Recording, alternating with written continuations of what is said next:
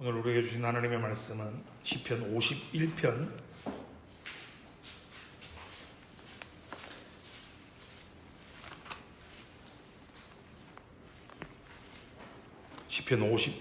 1절에서 19절의 말씀과 사도행전 11장 18절 두 군데의 말씀입니다. 먼저 구약성경 839페이지 시편 51편의 말씀입니다.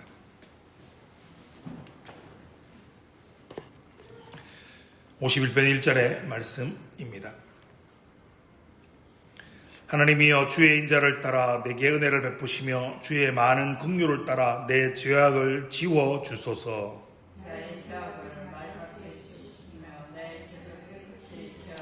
무릇 나는 내 죄가를 나오니 내 죄가 항상 내 앞에 있나이다. 내가 주께만 범죄하여 주의 목전에 악을 행하여서 주께서 말씀하실 때 의로우시다고 주께서 심판하실 때 신전하시다 하리이다. 내가 죄악 중에서 출생하였으며 어머니가 죄 중에서 나를 잉태하였나이다. 그러소서 주께서 신이시니 주시라 말씀하시오니 내게 죄를 은밀히 가르치시리이다. 우술초로 나를 정결하게 하소서. 내가 정하리이다. 나의 죄를 씻어주어서 내가 눈보다 희리이다. 내게 즐겁고 기쁜 소리를 들려주시사 주께서 거크신 눈을 돌려주시고 하리라. 주의 얼굴을 내 죄에서 돌이키시고 내 모든 죄악을 지워 주소서. 하나님이여, 내 속에 정한 마음을 창조하시고 내 안에 정직한 영을 새롭게 하시고 나를 주 앞에서 쫓아내지 마시며 주의 성령을 내게서 거두지 마소서. 주의 구원의 즐거움을 내게 회복시켜 주시고 자원하는 신령을 주사 나를 그리하면 내가 범죄자에게 주의 도를 가르치리니 죄인들이 죽게 돌아오리이다.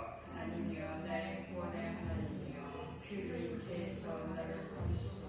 내 혀가 주의 이름을 높이 노래하리이다. 주여, 내 입술을 열어주소서. 내 입이 주를 찬송하여 전파하리이다. 주께서는 제사를 기뻐하지 아니하시나니 그렇지 아니하면 내가 드렸을 것이다. 주는 반제를 기뻐하지 아니하시나니 하나님께서 구하시는 제사는 상한 심령이라. 하나님이여, 상하고 통회하는 마음을 주께서 멸시하지 아니하시리이다. 주의 은혜로 시온의 선을 행하시고 예루살렘 성을 쌓으소서. 그때 주께서 의로운 제사와 번제와 온전한 번제를 기뻐하시리니 그때 그들이 수소를 주의 제단에 드리리이다. 아멘. 사도행전 11장 18절의 말씀입니다. 신약성경 206페이지 말씀입니다. 사도행전 11장 18절 한 절의 말씀입니다.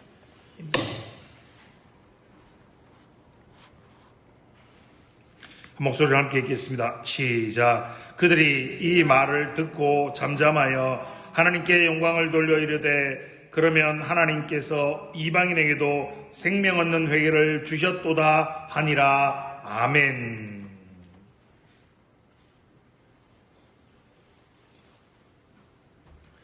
그리스도 안에 사랑하는 성도 여러분, 오늘은 시편 51편의 말씀과 사도행전 11장 18절의 말씀을 가지고 경로를 재탐색합니다 라는 제목으로 함께 하나님의 말씀을 나누며 은혜를 나누고자 합니다. 여러분, 운전하다가 내비게이션 안내를 무시하고 엉뚱한 길로 빠지신 적이 있으시죠?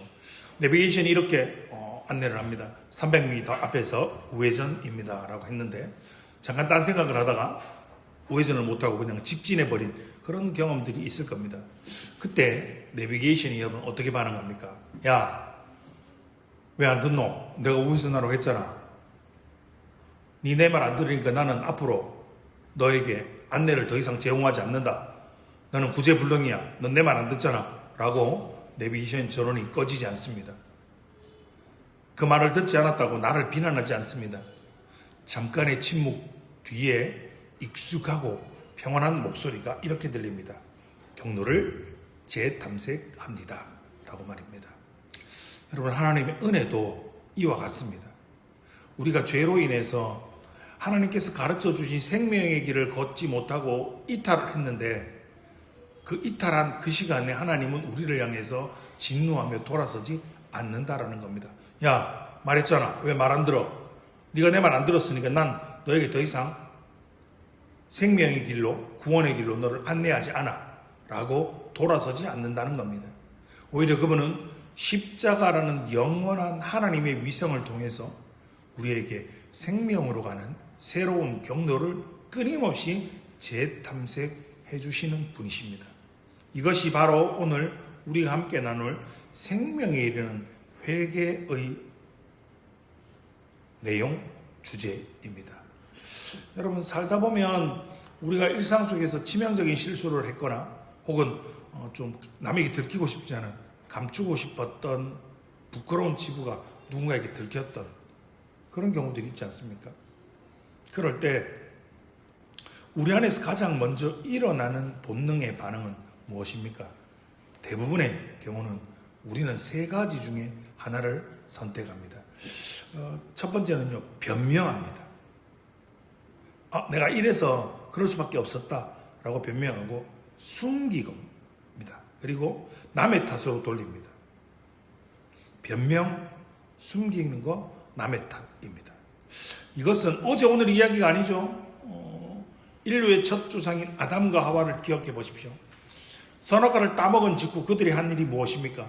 무화과 나무 잎으로 그들의 몸을 가렸습니다. 숨겼습니다. 동산 나무 사이에 숨었죠. 그리고 하나님의 음성이 들리자 아담은 이렇게 반응하죠. 하나님이 주셔서 나와 함께 있게 하신 여자, 그가 바로 그 여자 때문에, 그가 나무 열매를 내가 주었기 때문에 내가 먹었습니다 라는 겁니다. 죄를 인정하기는커녕, 자신의 잘못을 인정하기는커녕 하와에게, 나아가 그 하와를 내게 주신 하나님에게까지 책임을 전가하는 겁니다. 죄의 본성이 낳은 가장 오래된 자기 방어의 기제죠. 그것이 바로 은폐와 전가입니다. 타락한 본성을 지닌 우리 역시 별반 다르지 않습니다. 여러분, 우리가 살아가고 있는 세상을 한번 기억해 보십시오. 세상은 끊임없이 우리에게 이렇게 말합니다. 너의 약점을 함부로 보이지 마라. 너의 실패를 인정하는 그 순간 너는 지는 거다. 괜찮은 척, 안 아픈 척, 강한 척, 문제없는 척 해라 라고 세상은 우리에게 말합니다. 그리고 안타깝게도 이 세상의 논리가 교회 안으로도 스며들어 왔다는 겁니다. 회개라는 단어가 마치 열등한 자의 고백처럼 신앙생활에 실패한 사람이 부끄러운 행동, 그것이 바로 회개라고 느껴진다는 겁니다. 예배당에서 우린 찬양을 합니다. 기도를 드립니다. 헌금도 합니다. 그러나 정작 내 마음 깊은 곳에 웅크리고 있는 그 죄는 차마 하나님 앞에 꺼내놓지 못한 채 겉으로만 경건한 모습을 유지하려고 합니다. 그러나 성도 여러분, 이게 얼마나 위험한 일인지 알고 계십니까? 여러분, 상처를 드러내지 않고 덮어두면 어떻게 될까요? 썩어 들어갑니다. 마음의 죄를 고백하지 않고 뱉지 않으면, 그것을 감추어두면 그 죄는 조용히 우리 영혼 속에서 조용히 부패하면서 우리를 죽음으로 끌어간다는 겁니다. 회개는 우리를 무너뜨리는 것이 아닙니다. 회개는 살기 위해 죽어가는 영혼이 반드시 토해내야 하는 생명의 호흡임을 믿으시기 바랍니다.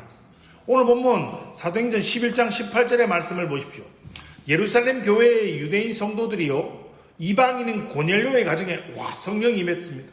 그리고 성령이 임하고 그들이 세례를 받았다는 소식이 들었을 때 그들은 처음에 어떻게 합니까? 베드로를 비난합니다.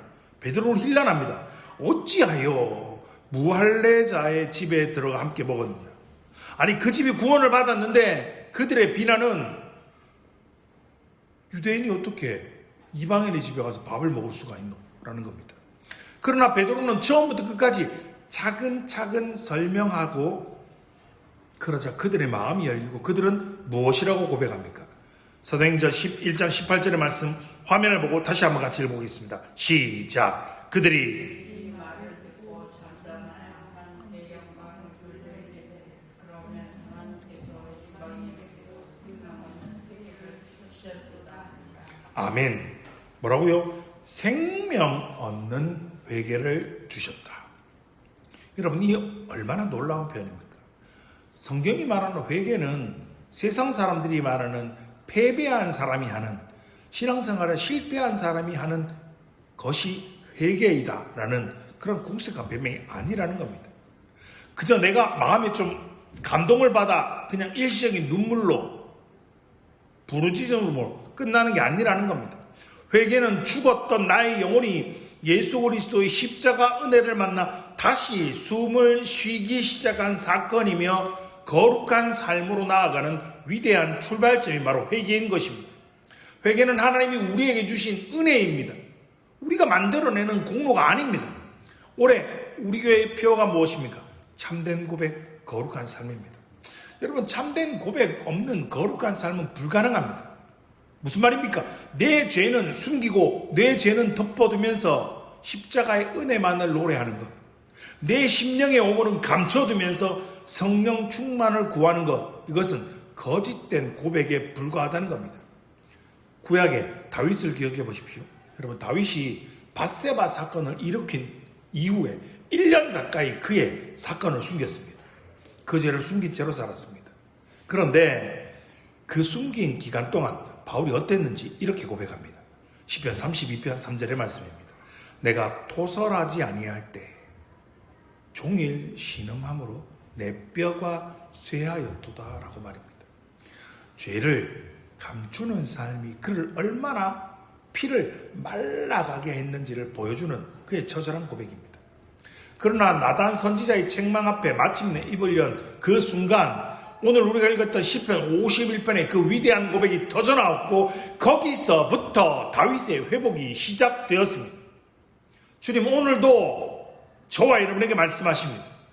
경로를 재탐색합니다. 사랑하는 성도 여러분, 아직 늦지 않았습니다.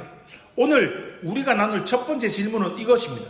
그럼 목사님, 회개는 어디서 오는 겁니까? 많은 사람들이 회개를 이렇게 이해합니다. 사실은 오해하는 거죠. 사실은 착각하는 겁니다. 회개는 내가 마음을 단단히 먹고 눈물 좀 흘리고 소리 좀 지르고 금식하고 다시는 그러지 않겠다고 결단하는 것이 회개다라고 말입니다. 마치 새해가 되면, 새해 첫날이 되면 그의 결심을 세우듯이 도덕적 의지력을 최대한 끌어올려서 만들어내는 것이 회개라고 생각합니다. 여러분, 착각입니다. 이건 오해입니다. 웨스트민스터 15장 신앙고백서 제15장 1항은 이러한 오해를 단호하게 바로 잡습니다. 화면을 보고 같이 읽어보겠습니다. 시작. 생명에 이르는 회개는 복음에서 오는 은혜이다. 생명에 이르는 회개는 복음에서 오는 은혜입니다. 회개는 내 결단물의 산물이 아닙니다. 내 도덕적인 수양의 결과도 아닙니다. 그건 처음부터 끝까지 전적으로 하나님의 선물입니다. 사도행전 11장 18절, 오늘 본문이 이것을 증언합니다. 하나님께서 이방인에게도 생명 얻는 회개를 주셨다. 회개는 인간이 만들어내는 것이 아닙니다. 하나님이 주시는 것입니다. 이 진리를 가장 극명하게 보여주는 사람들이 있습니다. 신약 성경의 두 인물, 여러분이 잘 아십니다. 누굴까요? 가룟 유다와 시몬 베드로입니다. 가룟 유다는요, 예수님을 은 30에 팔아넘긴 뒤에 심한 후회에 사로잡혔습니다. 마태복음 27장 3절은 그가 뉘우쳐라고 기록합니다. 그 뉘우침이 얼마나 깊었는지 그는 은 30을 성소에 내던지고 스스로 목숨을 끊기까지 했습니다. 감정적으로는 충분히 격렬했습니다. 그의 후회는 진심이었을 것입니다. 그런데 왜 그의 후회는, 그의 뉘우침은 생명에 이르는 회개가 되지 못했습니까? 유다의 후회는요, 율법의 정죄 앞에서 느끼는 절망이었을 뿐이었습니다. 그건 그리스도께 나아가는 믿음이 동반되지 않았기 때문입니다. 그는 그가 했던 죄가 얼마나 끔찍한지는 알았지만 그 끔찍한 죄인을 위해 베푸시는 그리스도의 은혜가 얼마나 크신지는 붙들지 못한 겁니다. 죄의 무게 앞에서는 무너졌지만 십자가의 은혜를 향해 달려가지는 못한 겁니다. 성경은 고린도후서 7장 10절은 이것을 세상적 근심, 곧 사망을 이루는 슬픔이다라고 선언합니다. 반면 베드로를 보십시오. 그는 예수님께서 붙잡히기 전날 단 몇 시간 만에 3번이나 나는 예수님을 알지 못한다, 나는 그 사람 알지 못한다 라고 저주하고 부인했습니다. 그 불과 며칠 전만 하더라도 나는 주와 함께 죽을지언정 주를 부인하지 않겠습니다라고 큰 소리 땅땅 쳤던 그가 예수님이 잡혀서 돌아보시던 그 눈빛 하나에 그가 무슨 짓을 한 건지 밖에 나가 심하게 통곡했습니다. 그러나 베드로의 눈물은 유다의 후회와 달랐죠. 그의 눈물 너머에는 예수님의 눈빛이 있었고 부활하신 주님이 내가 나를 사랑하느냐라고 친히 찾아와 주셨습니다. 베드로의 회개는 자신의 비참함에서 끝나지 않고 주님의 사랑의 품으로 되돌아오는 여정이었던 겁니다. 이것이 참된 회개와 세상적 후회의 결정적인 차이입니다. 참된 회개는 스스로 막 짜내는 감정이 아니라 성령께서 우리의 굳어버린 마음을 깨뜨리시고 그 안에 부어주시는 복음적인 은혜입니다. 그래서 여러분, 회개할 수 있다는 것 자체가 이미 하나님의 은혜가 우리 안에 역사하고 있는 증거임을 믿으시기 바랍니다.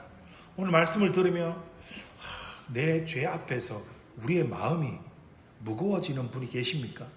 여러분, 그 무거움조차, 그 마음조차 하나님이 주시는 선물임을 확실하게 믿으시는 성도님들 되시기를 주님의 이름으로 축원합니다. 오늘 본문 시편 51편 말씀을 다시 한번 보십시오. 여러분, 성경책을 보시면 성경 시편의 표제에 이렇게 기록되어 있죠. 화면에도 있습니다. 다윗이 밧세바와 동침한 후 선지자 나단이 그에게 왔을 때라고 말입니다. 우리는 다윗이 저지른 일을 잘 알고 있습니다. 그가 왕의 권력을 남용하여서 신하 우리아의 아내 밧세바를 취하고 그 사실을 은폐하기 위해서 그의 충성스러운 부하였던 우리아를 전쟁터 최전선으로 보내어서 죽게 만든 사건이죠. 간음했죠. 살인했죠. 권력 남용, 은폐까지 이스라엘의 왕 다윗이 저지른 죄의 목록은 가히 충격적이죠. 그런데 더 놀라운 것은요, 나단 선지자의 책망 앞에 보인 다윗의 반응입니다. 당대 최고의 권력자입니다. 그는 나단 선지자의 책망 앞에 변명하지 않았습니다. 그의 죄를 합리화하지 않았습니다. 아담처럼 하나님이 나에게 보내주신 하와가 나한테 줘서 먹었습니다 라고 책임을 떠넘기거나 전가하지 않았습니다. 그는 대신 무릎을 꿇고 시편 51편을 쏟아냈습니다. 시편 51편 1절과 3절에 보면 다윗은 자신의 죄를 3가지 단어 히브리 원어로 이렇게 해부합니다. 첫 번째는 페샤라는 단어인데요, 우리말 성경은 이것을 내 죄악으로 번역했지만 원래 의미는 반역입니다. 그럼 반역이 무엇입니까? 합법적인 권위에 대한 의도적인 저항입니다. 관계의 고의적인 파괴입니다. 다윗은 자신의 잘못을, 자신의 그 죄를 단순히 내가 실수한 겁니다 라고 말하는 게 아니라 내가 알고 있었다. 그러나 하나님께 반기를 들었던 이것은 반역이다 라고 자신의 죄를 인정하는 겁니다. 두 번째는요, 아본이라는 단어인데요, 이건 내 죄악으로 번역되었지만 이것은 여러분 폐역입니다. 폐역이 무슨 말입니까? 뒤틀린 겁니다. 굽어진 상태입니다. 이미 내 안에서부터 틀어진 내면의 부패, 이것을 바로잡지 않으면 절대로 스스로 회복될 수 없는 휘어진 상태라는 겁니다. 세 번째는 하타트라는 단어입니다. 이건 내 죄라고 번역된 이 단어의 원래의 의미는 관역을 비난한 겁니다. 하나님이 설계하신 인간의 목적, 그분의 형상을 반영하는 삶의 궤도에서 완전히 이탈한 상태, 즉 다윗의 자신의 범죄를 이 세 가지의 단어를 층층이 해부했습니다. 무슨 말입니까? 자신의 죄가 의도적인 반역이었고, 내면이 썩어 뒤틀어진 배역이었고, 하나님이 설계하신 목적에서 완전히 이탈한 빗나감이었다라고 어느 것 하나도 축소하지 않고, 어느 것 하나도 변명하지 않고, 어느 것 하나도 남의 탓으로 전가하지 않았습니다. 그리고 2절에서 다윗이 구하는 정결함의 방식을 보면 유진 피터슨의 메시지 성경은 이렇게 번역했습니다. 나의 죄책을 문질러 씻어 주시고 내 죄를 비벼 빨아 주십시오 라고 말입니다. 여기에 나타난 원어는 단순히 물로 헹구는 것이 아닙니다. 여러분, 찌든 때가 베어든 옷감을 예전에 어떻게 빨았습니까? 돌 위에 두고 몽둥이로 때리고 발로 짓이겨 빨거나 비벼 빨거나 세탁기에 넣어서 힘껏 두드려가며 때를 빼는 거친 세탁 작업이라는 겁니다. 그저 물에 담궜다가 적당한 클리닝을 원하지 않았다는 말입니다. 다윗은 자신의 영혼에 베어버린 죄의 찌든 때가 낱낱이 씻겨가기를 원했던 겁니다. 여러분, 이것이 참된 회개, 참된 통회의 자세입니다. 죄의 일부분만 솎아내는 것이 아니라 그 죄의 뿌리까지 파헤쳐서 하나님께 내어놓는 것입니다. 웨스트민스터 신앙고백서 15장 2항은 이것을 정확하게 설명합니다. 참된 회개는 두 가지를 동시에 깨닫는 겁니다. 첫 번째는 내 죄가 하나님의 거룩하신 성품, 그의 의로운 율법에 위배되는 것임을 눈으로 보아 깨달아 내 죄가 얼마나 더러운지, 얼마나 추악한지를 뼈저리게 느끼는 겁니다. 그래서 다윗은 오늘 본문 4절에 주의 목전에 악을 행하여 사오니라는 이 죄가 그저 단순한 사회적 실수가 아니라 거룩하신 하나님 앞에서의 범죄임을 정면으로 직시한 겁니다. 여기서 멈추면 여러분, 유다가 됩니다. 유다와 동일한 겁니다. 여기까지는. 그러나 참된 회개의 두 번째 깨달음은 여기에서 증명됩니다. 신앙고백서 15장 2항은 이렇게 회개하는 자들에게 그리스도 안에서 하나님이 긍휼을 베푸신다는 것을 깨닫는 겁니다. 오늘 본문 시편 51편 1절을 다시 보십시오. 다윗의 회개가 유다의 후회와 갈라놓는 결정적인 분기점이 되는 겁니다. 하나님이여 주의 인자, 주의 헤세드를 따라 내게 은혜를 베푸시며 주의 많은 긍휼을 따라 내 죄악을 치워 주소서라고 말입니다. 여러분, 다윗이 용서를 구하는 근거를 보셔야 됩니다. 다윗은 자신의 공적을 자랑하지 않습니다. 하나님, 내가 예전에 골리앗도 쓰러뜨렸지 않습니까? 내가 오랜 세월 그렇게 참으면서 광야에서 참았으면서 신실함을 하나님께 보이지 않았습니까? 내가 눈물로 내 침상을 적시며 하나님께 회개하지 않았습니까? 그러니 나를 좀 용서해 주십시오 라고 말입니다. 아닙니다. 그런 오직 하나님의 헤세드, 하나님의 인자의 그의 회개의 근거를 두는 겁니다. 여러분, 헤세드는, 하나님의 인자는 단순한 친절, 감정적인 동정심이 아닙니다. 이건 언약적 사랑입니다. 하나님이 자신의 백성과 맺은 언약에 기초한 변치 않는 신실한 사랑이 바로 헤세드입니다. 다윗은 왕의 특권을 호소하지 않습니다. 자신의 회개의 진정성에 호소하지 않습니다.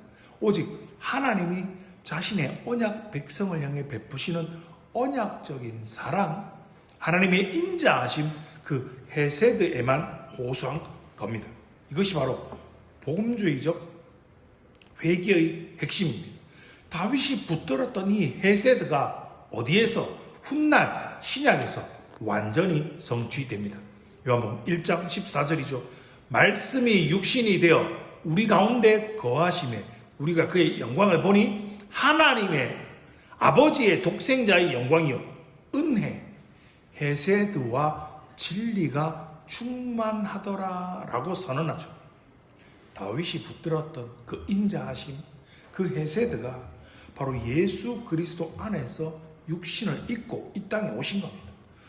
그렇게 십자가는 하나님의 인자하심, 하나님의 헤세드가 가장 극명하게 드러난 현장입니다. 사랑하는 성도님, 그러므로 참된 회개는 이겁니다. 내 죄가 아무리 커도 하나님의 헤세드가 더 크다는 것을 믿는 것이 회개입니다. 내 죄의 깊이가 나를 절망하게 할지라도 십자가의 은혜가 더 깊다는 것을 붙드는 겁니다. 이렇게 생각해 보십시오. 내가 갚을 빚이 1억인데 하나님께서 나에게 그 빚을 갚기 위해서 내민 그 통장 잔고가 100억이라고 생각해 보십시오. 내가 가진 죄는 아무것도 아닌 겁니다. 회개가 그런 겁니다. 내 죄의 깊이가 나를 절망하게 만들지라도 하나님의 은혜가, 십자가의 은혜가 더 크다라는 것을 믿고 붙드는 겁니다. 그렇게 회개는 절망으로 끝나지 않습니다.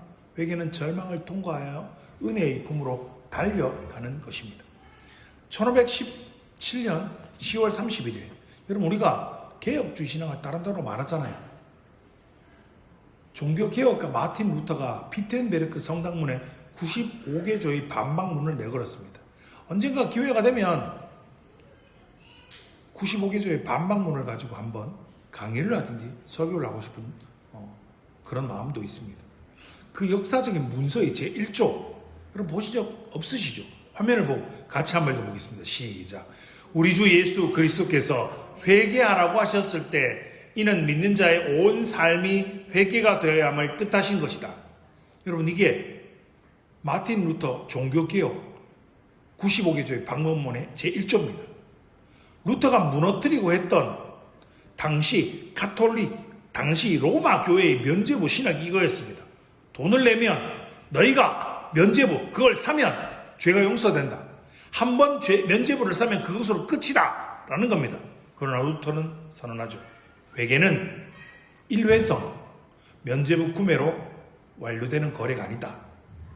회개는 신자가 그의 온 삶을 걸쳐 지속되는 거룩한 습관이다라고 개혁한 것입니다. 웨스트민스터 신앙고백서도 이 진리를 붙들죠. 회개는 단순한 사건이 단회적, 일회적 사건이 아닙니다.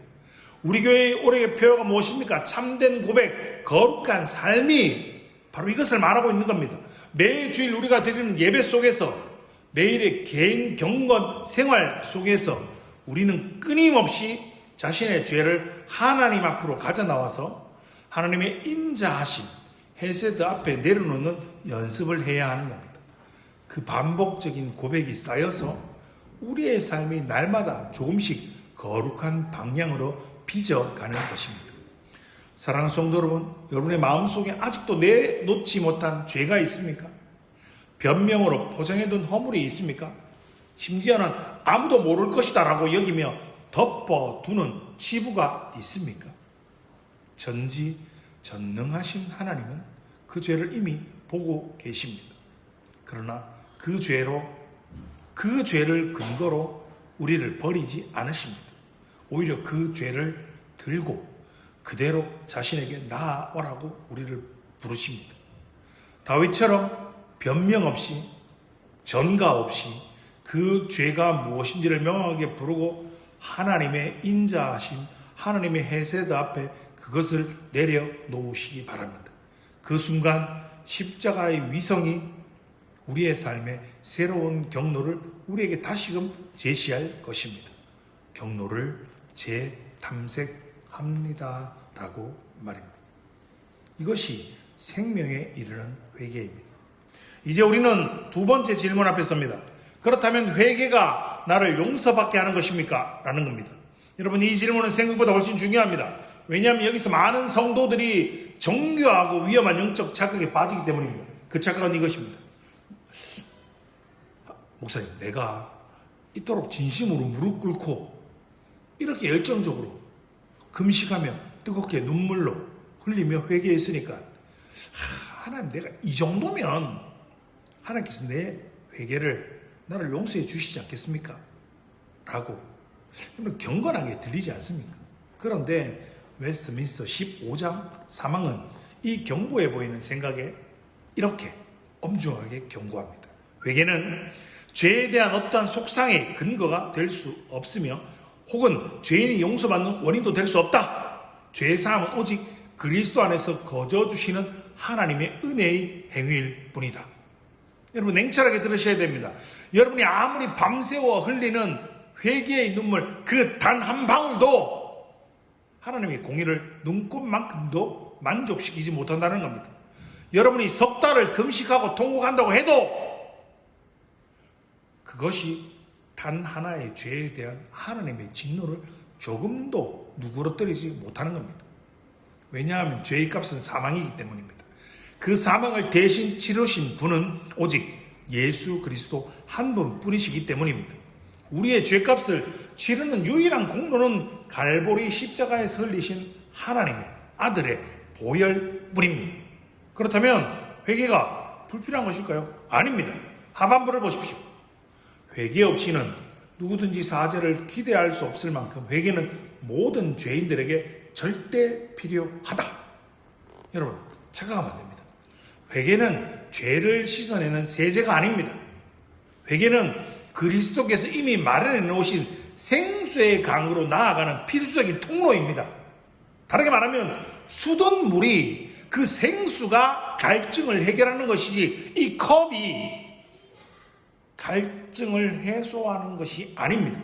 그러나 이 컵이 없으면 그 생수의 강물을 마실 수가 없습니다. 회개는 그 강물을 마실 수 있는 바로 컵입니다. 용서의 근거는 오직 십자가의 보혈이지만 그 보혈의 은혜를 내 영혼에 담아 마시게 하는 통로가 바로 회개인 거라는 겁니다. 이것이 복음적 회개의 정밀한 신앙입니다. 회개를 너무나도 강조해서 회개 자체를 공로로 삼는 오류가 있습니다. 은혜를 오해해서 회개를 불필요한 것으로 여기는 오류, 이 극단적 두 극단 사이에 성경적 균형이 바로 여기에 있는 겁니다. 이제 오늘 보면 시편 51편 7절의 말씀으로 가보겠습니다. 이렇게 고백합니다. 우슬초로 나를 정결하게 하소서. 내가 정하리이다. 나의 죄를 씻어주소서. 내가 눈보다 희리이다 라고 말합니다. 우슬초는 구약성경에서 매우 특별한 맥락에서 등장합니다. 출애굽기 12장 22절의 말씀입니다. 한 목소리로 같이 읽어보겠습니다. 시작.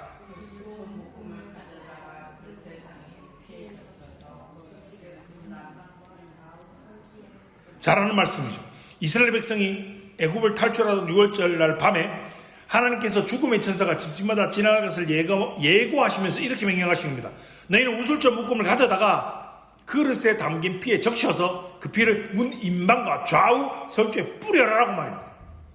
어린 양의 피가 문설주에 덮은 집은 죽음의 천사가 넘어갔습니다.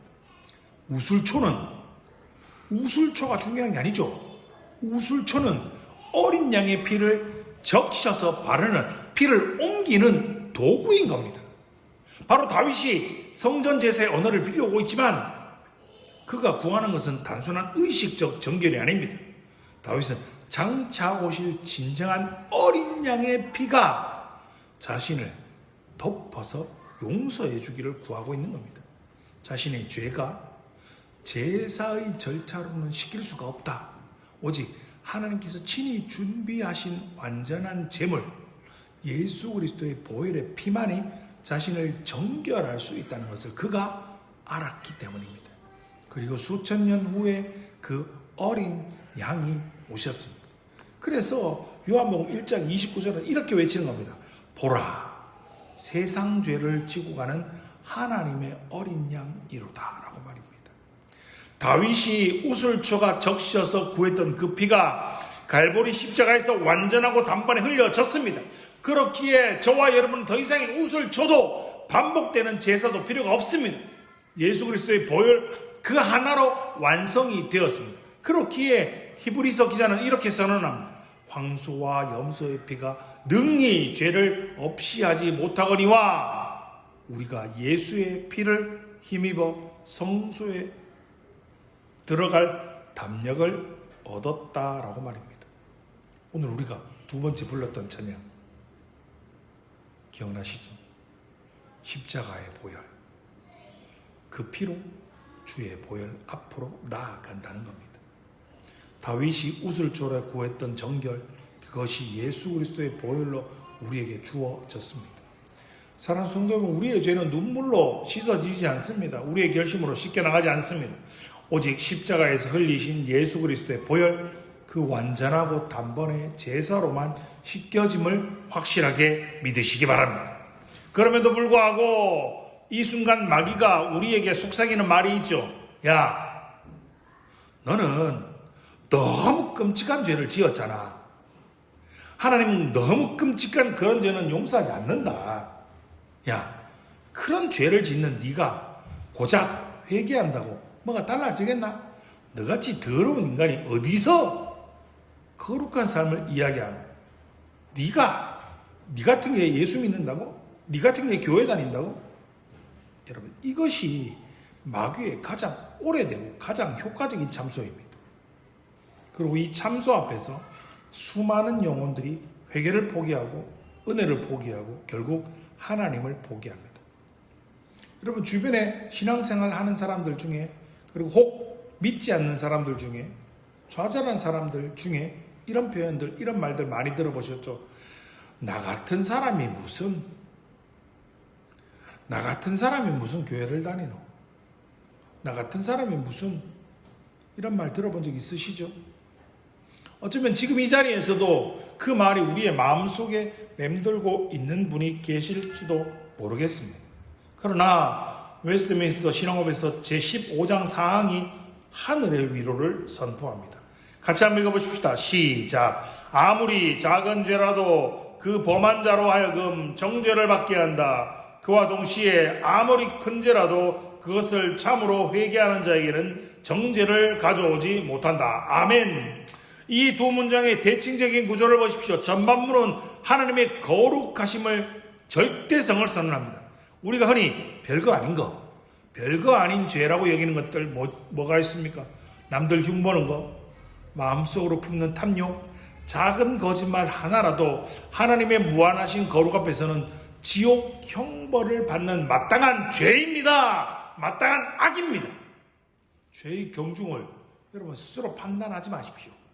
이 정도는 괜찮겠지 라고 안심하는 것이 얼마나 위험한 착각인지를 보여줍니다.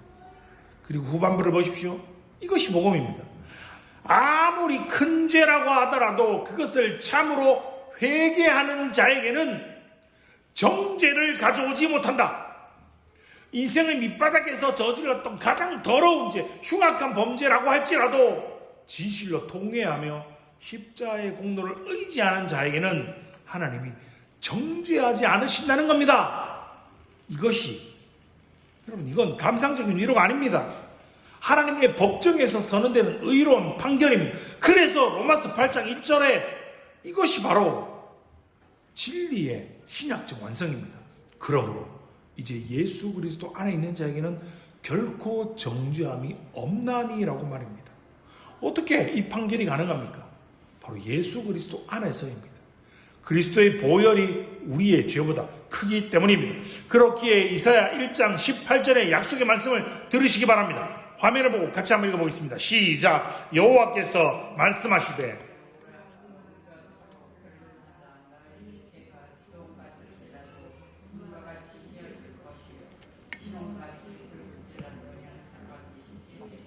아멘.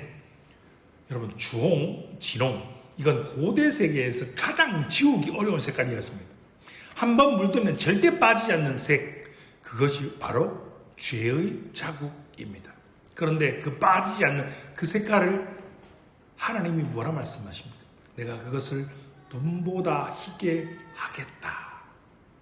이것이 회개하는 자에게 선포되는 무한하고 영광스러운 사죄의 선언입니다. 시편 51편 마지막 부분 17절의 말씀으로 가겠습니다. 하나님께서 구하시는 제사는 상한 심령이라. 하나님이여, 상하고 통회하는 마음을 주께서 멸시하지 아니하시리이다. 다윗이 들은 회개의 결론이 여기에 있는 겁니다. 하나님께서 원하시는 제사는 황소도 수양도 번제도 아닙니다. 상한 심령, 깨어지고 부서진 마음입니다. 여러분, 이 말씀 앞에 우리는 잠시 멈추어야 합니다. 왜냐하면 이 말씀은 세상의 논리와 완전히 반대되기 때문입니다. 세상은 이렇게 말합니다. 부서지지 마라. 강해야 한다. 깨진 거, 실패한 건 버려라. 그렇기에 우리가 살아가는 문화는 완전한 것, 흠없는 것, 멀쩡한 것만을 가치 있게 여깁니다. 여러분, 일본의 전통 예술은 긴즈기라는 예술이 있습니다. 화면에 보시는 것처럼 긴즈기는 깨진 도자기를 그 중간을 금으로 이어 붙이는 일본의 수리 예술입니다. 깨진 도자기를 버리는 것이 아니라 깨진 자국을 따라서 순금을 녹여서 이렇게 이어내는 겁니다. 그 결과물은 깨지기 전에 그 도자기보다 훨씬 더 아름답고 더 가치 있는 작품이 되어 나옵니다. 여러분, 깨진 자국이 결함의 증거가 아니라 금빛 회복의 역사가 새겨진 아름다운 문양으로 변화되는 겁니다. 이것이 하나님이 상한 심령을 가진 자들에게 하시는 일입니다. 하나님은 회개로 산산조각난 우리의 부서진 마음을 멸시하지 않으십니다. 오히려 예수 그리스도의 보혈이라는 정금으로 그 깨진 자국을 이어 붙이셔서 이전보다 더 훨씬 더 영광스러운 작품으로 우리를 만들어 가시는 겁니다. 그렇기에 고린도후서 4장 7절은 우리가 이 보배를 질그릇에 가졌으니라고 말합니다. 여러분, 질그릇은요, 쉽게 깨지는 그릇입니다. 그런데 깨지기 쉬운 그릇 안에 하나님의 복음의 보배가 담겨 있습니다. 하나님은 왜 깨지기 쉬운 질그릇을 사용하실까요? 이는 힘이 큰 능력은 하나님께만 있고 우리에게 있지 아니한 것을 알게 하기 위함입니다. 여러분, 회개하는 자는요, 자신이 질그릇임을 인정하는 겁니다. 내가 언제라도 깨질 수 있는 존재, 아니 이미 깨어진 존재라는 것을 인정하는 겁니다. 그리고 바로 그 순간 하나님의 금빛 손이 그 깨진 자리를 예수 그리스도 보혈의 은혜로 붙들기 시작하실 겁니다. 혹시 이런 분들 계십니까? 우리가 저지른 죄가 너무 커서, 너무 오래돼서, 너무 반복적이어서 이런 나는 도저히 용서받을 수 없다 라는 분이 계십니까? 성경 속의 증인들을 기억해 보십시오. 여러분, 다윗은 간음을 저질렀고 살인을 저질렀습니다. 그러나 시편 52편 오늘 본문의 회개 이후 그는 하나님의 마음에 합한 자라는 칭호를 받았습니다. 사도 바울은요, 예수 믿는 자들을 핍박하고 스데반의 순교를 방조한 자였습니다. 그러나 그가 부활하신 그리스도를 만난 후에 그는 이방인의 사도가 되었고 신약 성경 13권을 기록한 위대한 사도가 되었습니다. 어거스틴은 방종한 삶을 살았지만 회개 후 교회 역사를 바꾼 신학자가 되었고 존 뉴턴은 노예 무역상이었습니다. 수십만 명의 삶을 파괴한 그 죄의 무게가 얼마나 컸겠습니까? 그러나 그가 회개하고 쓴 찬송이 바로 오늘 우리가 불렀던 찬송가 305장입니다. Amazing Grace. 나 같은 죄인 살리신 주 은혜 놀라와. 그 가사는 십자가의 그 은혜가 자신이 살면서 죄질렀던 그 모든 죄보다 더 크다. Amazing Grace. 주 은혜가 놀랍다라고 그것을 몸으로 경험한 자의 고백인 겁니다. 아무리 큰 죄도 십자가의 은혜를 이기지 못합니다. 여러분, 이것이 복음입니다. 이것이 생명에 이르는 회개의 목적지입니다. 우리의 회개는 죄값을 치르지 못합니다. 그러나 우리의 회개가 없으면 우린 십자가의 은혜에 이르지 못합니다. 다윗이 우슬처럼 어린 양의 피를 구했듯이 우리는 회개를 통해 그리스도의 보혈 앞으로 나아가는 겁니다. 그 십자가 앞에서 아무리 주홍 같은 죄라도 눈같이 휘어지고 깨진 심령은 정금으로 이어 붙어진다는 것을 확실하게 믿으시기 바랍니다. 그렇기에 마귀의 침소에 굴복하지 마십시오. 야, 니 너무 큰 죄 지었잖아. 그 목소리에 이렇게 대답하십시오. 맞다. 나 큰 죄 지었다. 그런데 내 죄가 아무리 커도 그리스도의 은혜는 더 크다라고 선포하시기 바랍니다. 이제 우린 마지막 질문 앞에 섭니다. 그럼 참된 회개는 구체적으로 어떤 모습이어야 합니까? 라고 말입니다. 많은 성도들이 매일 밤 이런 기도를 드리죠. 여러분, 자기 전에 오늘 하루도 알고 지은 죄, 모르고 지은 죄, 생각으로 지은 죄, 말로 지은 죄, 행동으로 지은 죄 모두 주여 용서하여 주옵소서. 아주 짧고 깔끔하고 포괄적이잖아요. 이 기도가 나쁜 것일까요? 아닙니다. 그러나 이것만으로 충분할까요? 웨스트민스터 신앙고백서 15장 5항은 이렇게 선포합니다. 사람은 대략 회개하는 것, 그것으로 만족해서는 안 된다. 그는 마땅히 자기의 죄악들을 낱낱이 주의 깊게 힘써 회개할 의무가 있다. 대략 회개. 여러분, 이 표현이 우리의 현실을 얼마나 정확히 짚는지 모릅니다. 뭉뚱그린 회개는 종종 우리의 종교적인 양심을 달래는 형식적인 의례에 그치는 겁니다. 내가 죄를 범한 그 죄의 이름을 직접 부르지 않고 그냥 뭉뚱그려서 모든 죄, 알고 지은 죄, 모르고 지은 죄, 그 죄와 직면하는 불편함을 비하고 죄의 구체적인 추악함을 외면한 채 깨끗해진 기분을 얻는 겁니다. 여러분, 이거 이렇게 생각해 보십시오. 여러분이 어느 병원에 갔습니다.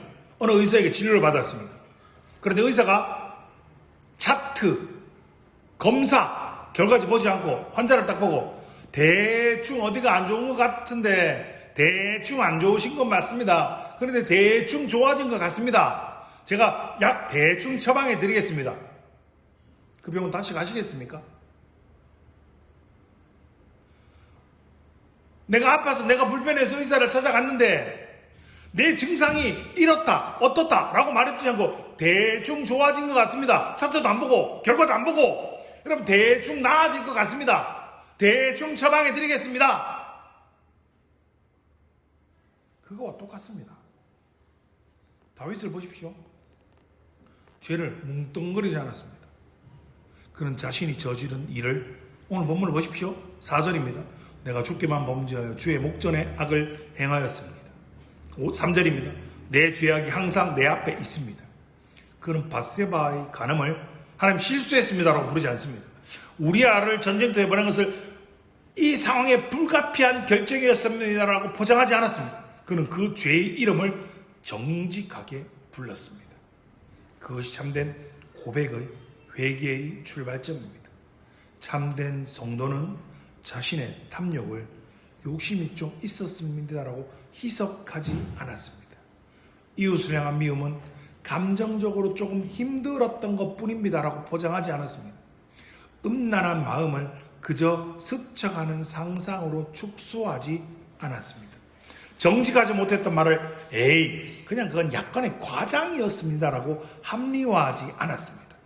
그 죄의 진짜 이름을 십자가 앞에 부르는 것, 이것이 낱낱의 회개입니다.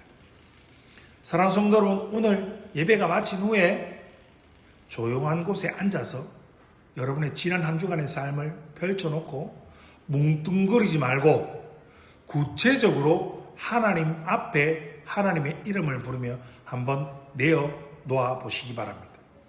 아내에게, 남편에게 퉁명스럽게 내뱉었던 그 말들, 직장 상사에게 했던 거짓말, 형제를 향해 마음속으로 품었던 그 미움, 이웃의 성공을 바라보며 느꼈던 그 시기와 질투, 그것들을 낱낱이 십자가 앞에 꺼내 내어놓으시기 바랍니다. 그때 비로소 무한한 사죄의 은혜가 우리의 구체적인 죄 하나하나 위에 임하게 될 것입니다. 이것이 우리 교회의 표현 바로 참된 고백이 의미하는 바입니다. 그런데 참된 회개는 하나님과 나 사이의 수직적 고백만으로 완성되지 않습니다. 신앙고백서 15장 6항은 우리에게 매우 구체적이고 실천적인 도전을 던집니다. 형제나 그리스도의 교회를 중상한 사람은 사적으로든지 공적으로든지 자기의 죄에 대해 고백하고 사과함으로써 회개를 선포할 것이다. 상처받았던 측은 화해를 이루고 또한 그를 사랑으로 영접해야 한다. 여러분, 죄는 궁극적으로 하나님을 향한 반역입니다. 다윗이 죽기만 범죄하였다라고 고백합니다. 그러나 동시에 죄는 반드시 이웃의 가슴에 상처를 남깁니다. 여러분, 내가 아내에게, 내가 남편에게 던진 날선 말은 하나님을 향한 반역인 동시에 아내에게 남편의 마음에 박힌 못입니다. 내가 형제에 대해 퍼뜨린 험담 역시 하나님 앞에서의 죄인 동시에 그 형제의 명예에 새겨진 상처입니다. 내가 자녀에게 보여준 분노는 거룩한 가정을 원하신 하나님께 지은 죄인 동시에 자녀의 영혼 깊은 곳에 새겨지는 두려움인 겁니다. 그렇다면 그 죄를 골방에서 혼자 하나님께만 고백하는 것으로 충분합니까? 신앙 고백서는 충분하지 않다라고 말합니다. 참된 회개는 수직적인 고백을 넘어 수평적인 화해로 이어져야 된다는 겁니다. 우리가 잘 아는 이 수평적 회개를 가장 극적으로 보여준 인물이 삭개오이죠. 그는 여리고의 세관장이었죠. 세금을 부당하게 뜯어서 자신의 배를 채운 자였고 이스라엘 백성에게는 반역자이고 죄인이었습니다. 그가 예수님을 만나 구원을 얻었을 때 그는 그 내면의 변화는 즉각적으로 구체적인 선언으로 터져나왔습니다. 누가복음 19장 8절입니다. 같이 한번 읽어봅시다. 시작. 주여 보시옵소서.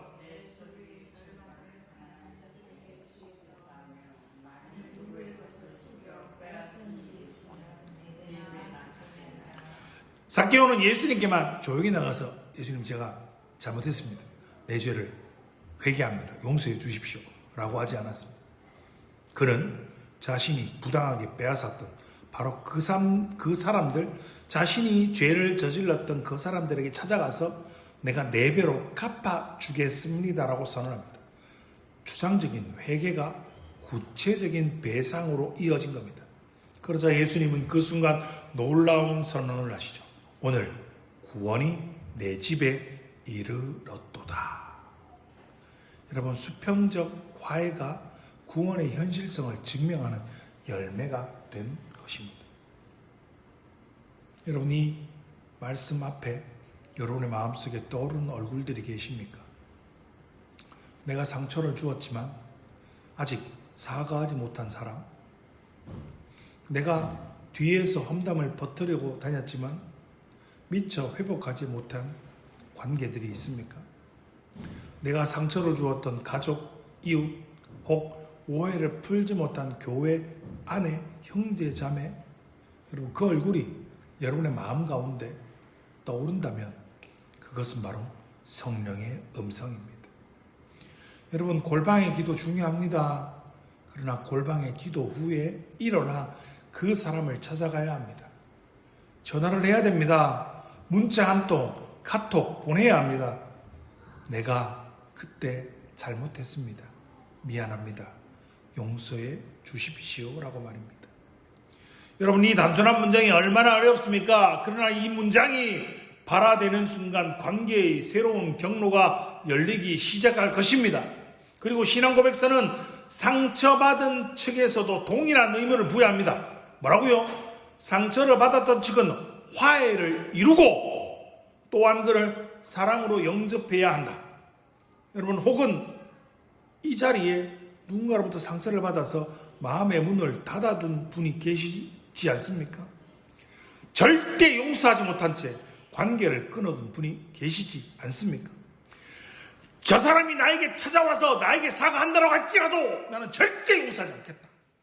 여러분, 그런데 성경은 그 사람을 사랑으로 영접하는 것, 그것도 회개의 열매이며 거룩한 삶의 실천이라고 말합니다. 내가 용기를 내어서 먼저 찾아가서 미안함을 전하고 너그러운 품으로 상대방을 용납하는 그 순간, 그 눈물의 순간을 기억하시기 바랍니다. 바로 거기가 단절되었던 관계의 경로가 재탐색되어서 우리가 거룩한 삶을 향하는 은혜의 출발점이 될 것입니다. 오늘 본문 사도행전 11장 18절의 말씀으로 다시 돌아갑니다. 그들이 이 말을 듣고 잠잠하여 하나님께 영광을 돌려 이르되 그러면 하나님께서 이방인에게도 생명 얻는 회개를 주셨도다 하니라. 자막이 누가복음 11장으로 되어 있지만 실제 말씀은 사도행전 11장의 말씀입니다. 생명 얻는 회개, 이방인에게까지 이 회개가 주어졌다는 소식에 예루살렘 교회가 하나님께 영광을 돌렸습니다. 왜 이토록 경외로운 일입니까? 왜 그들은 찬양을 하나님께 올립니까? 왜냐하면 회개는 생명이기 때문입니다. 회개는 죽어있던 영혼이 다시 숨을 쉬기 시작하는 생명의 사건입니다. 이것을 가장 극명하게 보여주는 두 인물이 바로 유다와 베드로이죠. 가룟 유다는 예수님이 정죄했다는 것을 보고 그 단어가 감정적 후회 결과에 대한 뒤는 유감을 의미했습니다. 유다는 자신이 저지른 일의 결과가 예상과 달리 흘러가는 것을 보고 두려워했습니다. 그래서 은30을 성수에 던지고 스스로 목숨을 끊었습니다. 감정은 격렬했고 고통은 진짜였습니다. 그러나 끝내 예수님께로 나아가지 않았습니다. 그는 자신의 죄의 무게 앞에 무너졌지만 십자가의 은혜를 향해 달려가지 않았고, 말씀드렸던 것처럼 이것은 바울이 고린도후서 7장 10절에서 말한 세상 근심, 사망을 이루는 슬픔이다라고 말씀드렸습니다. 반면에 베드로가 예수님을 3번 부인한 후 경험한 것은 무엇입니까? 닭이 울었을 때 주께서 돌이켜서 베드로를 보셨고 베드로는 밖에 나가 통곡했습니다. 그의 눈물이 유다의 눈물보다 덜 격렬했습니까? 아닙니다. 이날 베드로의 통회에는 유다가 없었던 무언가가 있습니다. 바로 주님의 눈빛이었습니다. 주께서 돌이켜 베드로를 보시니, 베드로는 자신의 죄 앞에 무너졌지만 그 무너짐 속에서도 주님의 시선을 붙들었던 것입니다. 그리고 부활하신 예수님이 디베랴 바닷가에서 친히 베드로를 찾아오셔서 요한의 아들 시몬아 내가 나를 사랑하느냐라고 3번 물으셨습니다. 3번 부인한 베드로에게 3번 물으심으로 3번 회복시켜 주셨습니다. 그 결과 베드로는 교회의 반석이 되었습니다. 오순절 성령 충만함으로 복음이 선포되었고 그 복음으로 3,000명이 구원받는 역사의 통로가 되었고 생명을 얻게 된 것입니다. 같은 시간에 같은 예수님을 배신한 두 사람, 한 사람은 후회로 스스로 목숨을 잃었고 한 사람은 방향의 전환으로 생명을 얻고 역사를 바꾸었습니다. 이 두 갈림길이 오늘 우리 앞에도 놓여 있습니다. 사랑하는 성도 여러분, 회개는 죽음이 아니라 생명입니다. 회개를 두려워하지 마십시오. 회개는 자아를 파괴하는 것이 아닙니다. 회개는 하나님 없이 살아가려고 했던 교만한 자아를 내려놓고 하나님이 원래 설계하신 하나님의 나라를 찾아가고 진정한 나를 찾아가는 여정인 것입니다. 회개는 끝이 아니라 시작입니다. 죽음이 아니라 생명입니다. 사도행전 11장 18절에서 예루살렘 교회가 하나님께 영광을 돌린 이유가 바로 이것에 있는 겁니다. 이방인에게까지, 할례도 받지 않는 이방인에게까지 생명 얻는 회개를 주셨다. 특별한 특권을 주신 것이 아니라 이 회개를 주심으로 말미암아 가장 멀었던 자들에게도, 가장 더러운 죄를 지닌 자들에게도 하나님이 친히 찾아와 주시는 선물인 겁니다. 그러므로 오늘 이 선물을 받으시기 바랍니다.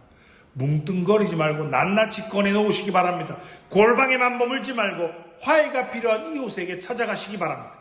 유다처럼 죄의 무게에 짓눌려 스스로를 정죄하지 말고 베드로처럼 주님의 눈빛을 향해 달려 나가시기 바랍니다. 그 길의 끝에서 저와 여러분은 발견하게 될 것입니다. 하나님은 저와 여러분을 향해 전원을 끄지 않으십니다.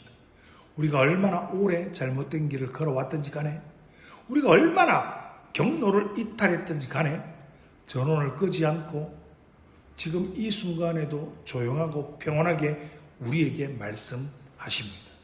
경로를 재탐색합니다. 이것이 생명에 이르는 회개입니다. 이것이 다윗이 우슬초를 들어 구했던 정결입니다. 이것이 바로 베드로가 통곡에 만난 부활의 주님입니다. 이것이 바로 이방인들에게까지 흘러 넘친 은혜입니다. 그러므로 사랑하는 성도 여러분, 회개를 부끄러워하지 마십시다. 낱낱이 참된 고백이 일상의 문화가 되게 하십시다. 예배당 안에서만 아니라 가정에서, 직장에서, 이웃 앞에서 저와 여러분의 삶, 우리의 삶 전체가 생명이 이르는 회개의 향기를 풍기게 하십시다. 오늘 지금 이 자리에서 그 첫 호흡을 들이쉬기 바랍니다. 그리고 내일 아침 다시, 모레 아침 또다시 그 거룩한 호흡이 쌓이고 쌓여서 저와 여러분의 삶이 하나님 앞에서 점점 더 아름다운 킨즈키의 작품이 되어 가시기를 주님의 이름으로 축원합니다. 기도하겠습니다. 생명의 주님, 길 잃고 방황하는 우리를 향해 진노하지 않으시고 무한한 헤세드의 사랑으로 은혜의 경륜을 재탐색해 주시니 감사를 드립니다. 이 시간 강한 척 숨겨두고 대략 덮어두었던 우리의 구체적인 죄악들을 십자가 앞에 낱낱이 꺼내어 놓습니다.